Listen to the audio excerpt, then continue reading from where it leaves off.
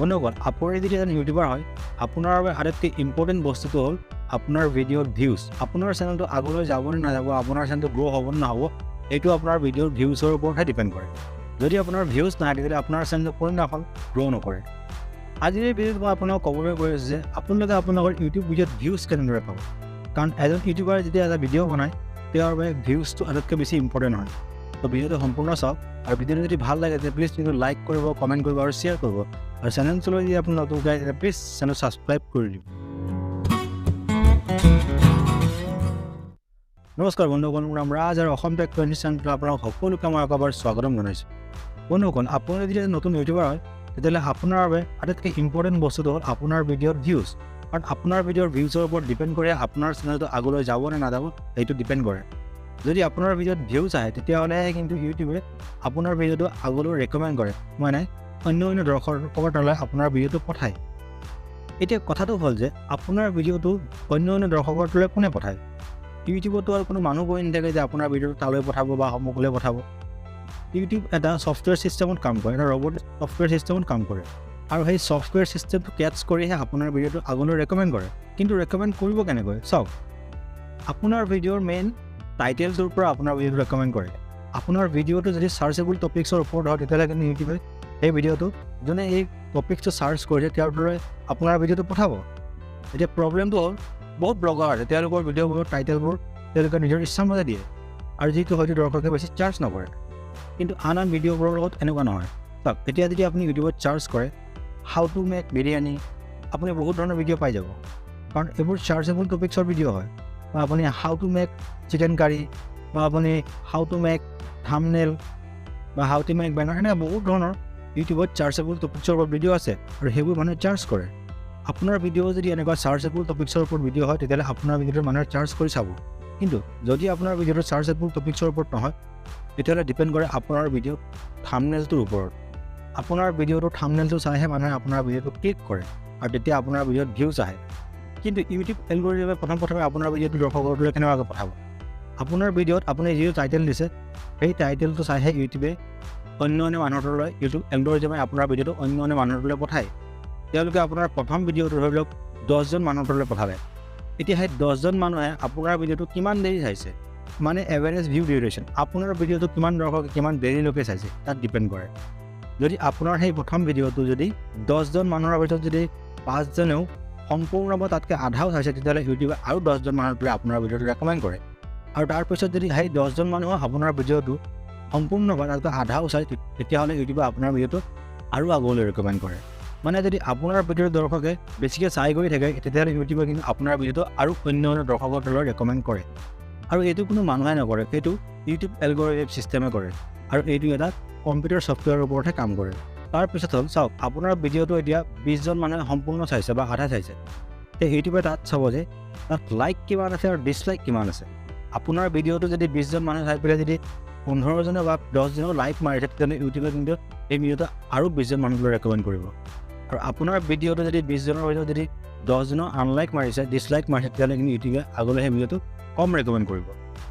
এতিয়া এইটো হৈ গ'ল ছেকেণ্ড পইণ্ট। থাৰ্ডটো হ'ল চাওক, আপোনাৰ ভিডিঅ'ত এতিয়া কমেণ্ট কিমান কৰিছে ইউটিউবে সেইটো চাব। ইউটিউব এলগৰিদমে এইটো কেটচ কৰিব যে আপোনাৰ ভিডিঅ'ত কিমানে কমেণ্ট কৰিছে। এতিয়া যদি 100জনৰ ভিতৰত যদি 20জনে বা 50জনে আপোনাৰ ভিডিঅ'ত কমেণ্ট কৰিছে, সেইটো ইউটিউব এলগৰিদমে চাব।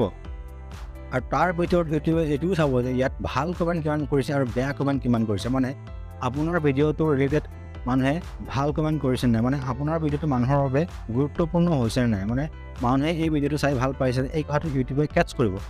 আপুনি লাগিলে যি ভাষাতে আপোনাৰ কমেণ্ট কৰক, কিন্তু ইউটিউব এলগৰিদমে এইটো বুজি পায় যে এই ভিডিঅ'টোত এই মানুহজনে বেয়া কমেণ্ট কৰিছে বা ভাল কমেণ্ট কৰিছে।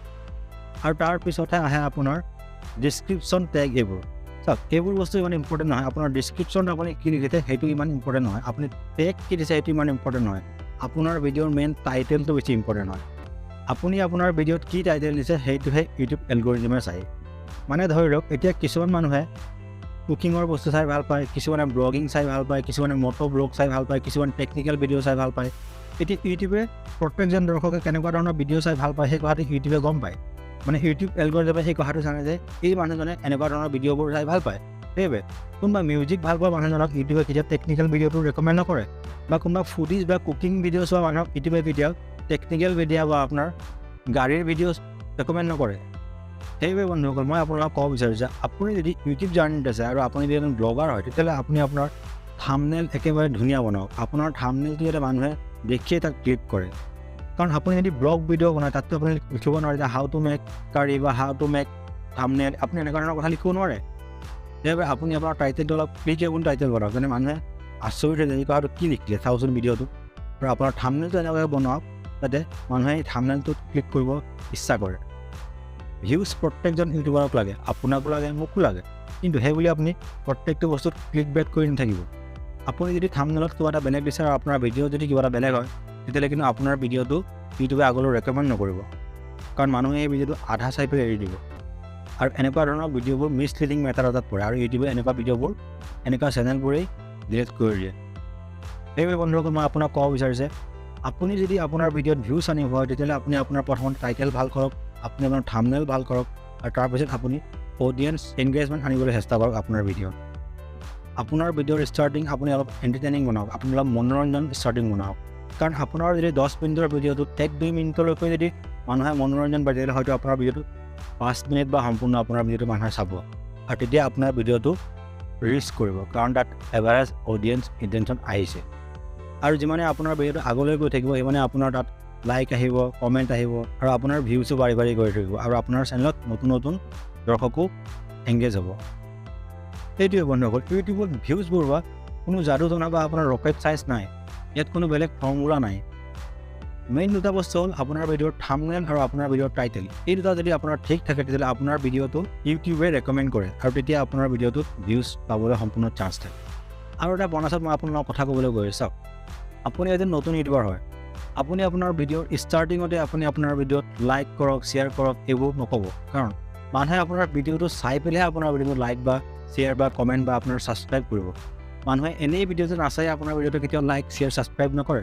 বহুত দৰ্শক আছে তেওঁলোকে প্ৰথমতে যদি লাইক শ্বেয়াৰ ছাবস্ক্ৰাইব এইবোৰ দেখে তেতিয়াহ'লে ভিডিঅ'টো নোচোৱাকৈ তাতে এৰি থৈ গুচি যায় আৰু তেতিয়া আপোনাৰ ভিডিঅ'টোৰ এংগেজমেণ্ট একেবাৰে বেয়া হৈ যায়। ইউটিউবে এই ভিডিঅ'টো আগলৈ ৰেকমেণ্ডেই নকৰে। আৰু আপোনাৰ ভিডিঅ' যদি ভাল হয়, আপোনাৰ ভিডিঅ' যদি ইণ্টাৰেষ্টিং হয়, আপোনাৰ ভিডিঅ' যদি চাবলগীয়া ভিডিঅ' হয় তেতিয়াহ'লে দৰ্শকে সেই ভিডিঅ'টো চাবই আৰু তেতিয়া আপোনাৰ তাত ভিউজ অট'মেটিকেলি বাঢ়িব। সেইবাবে বন্ধুসকল মই আপোনাক ক'ব বিচাৰোঁ যে আপুনি আপোনাৰ ভিডিঅ'ৰ সদায় টাইটেল ভাল দিয়ক, চাৰ্চেবল টাইটেলৰ ওপৰত আপুনি আপোনাৰ ভিডিঅ' বনাওক আৰু আপোনাৰ থাম্বনেইল আপুনি ভাল বনাওক। আপুনি এটা ভিডিঅ'ৰ কাৰণে 2-3খনকৈ থাম্বনেইল বনাওক, কাৰণ আপোনাৰ থাম্বনেইল যিমান এট্ৰেক্টিভ হ'ব সিমানে আপোনাৰ ভিডিঅ'ত ক্লিক হ'ব আৰু যিমানে আপোনাৰ ভিডিঅ'ত ক্লিক হ'ব সিমানে আপোনাৰ ভিডিঅ'ত ভিউজ বাঢ়িব। তো আশা কৰিছোঁ আপোনালোকে আজিৰ এই ভিডিঅ'টোৰ পৰা বুজি পালে যে ইউটিউবৰ ভিডিঅ'ত আচলতে ভিউজ কেনেধৰণৰে আহে, আৰু যদি বুজি পালে তেতিয়াহ'লে আপোনালোকে আপোনালোকৰ ভিডিঅ'ত এই ট্ৰিককেইটা ব্যৱহাৰ কৰক আৰু আপোনাৰ চেনেলটো আপুনি গ্ৰ' কৰিবলৈ চেষ্টা কৰক। আশা কৰিছোঁ মোৰ এই ভিডিঅ'টো আপোনালোকে ভাল পালে। যদি ভাল পালে প্লিজ ভিডিঅ'টো লাইক কৰক, কমেণ্ট কৰক আৰু শ্বেয়াৰ কৰক, আৰু চেনেলটোলৈ যদি আপুনি নতুনকৈ আহিছে তেতিয়াহ'লে প্লিজ চেনেলটো ছাবস্ক্ৰাইব কৰক। আজিলৈ ইমানেই। অসম টেক 20 চেনেলটো চাই থকাৰ বাবে আপোনালোক সকলোকে মই ধন্যবাদ জনাইছোঁ।